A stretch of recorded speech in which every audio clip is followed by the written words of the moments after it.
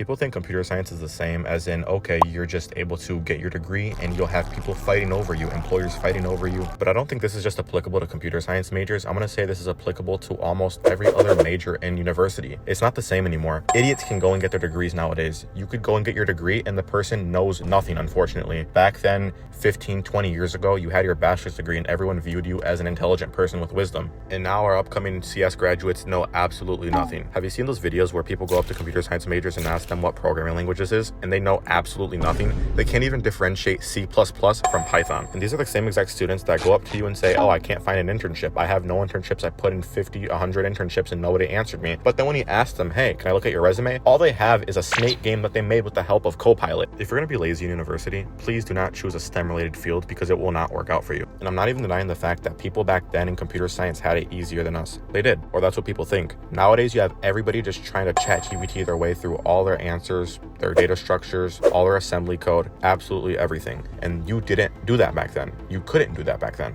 And we have these kids wondering why they can't get a job and they don't even understand a simple for loop. So if you're a student facing the same issues I mentioned, I want you to take a hard look at yourself and answer truthfully. Do you actually know how to apply these concepts without having to look at ChatGPT or watch a YouTube video? Not that these things are bad for you, but it kind of means you need your hand held. Do you have any projects? Are you trying anything in your free time? This is something I think is actually pretty important, coding or just working on projects related to CS in your free time, because it shows how actually committed you are to the field. It shows you actually have an interest in it. And those people will go miles and miles further than the people that don't code in their free time. I mean, the general consensus of choosing a STEM field is only choose a STEM field if you really, really like it. If not, don't choose it. And you'd expect people in their third or fourth year to have their stuff together and they know everything and they have the concepts down. But I was in my class and someone asked me what GitHub was. We were connecting our GitHub repo to a project and they didn't even know what GitHub was. And I'm in my third year. It just shows people are choosing this major just to choose it, not because they actually have a genuine interest in it. A couple more things to address. A lot of people talk about people choosing computer science and they're declaring their majors as computer science and that's why they're saturated. First of all, you're looking at the students who declared their major as computer science. Take a look at the students who graduated. There's quite a difference in comparison. If there's any saturation in anything with computer science, it's typically the entry-level jobs, which happens in every field. Once you're considered a mid or a senior level developer, you really don't have any issues switching jobs. And on top of that, software development isn't the only thing you have to go into. All these people want to be software developers and want to go into software development, but half of them don't even know what software development is. This isn't the only other field, FYI. You could be a machine learning engineer, you can go into database admin, you can be in embedded systems. But yeah, that pretty much sums it up. If you're a good programmer that can conceptualize everything they learned, then you should be okay.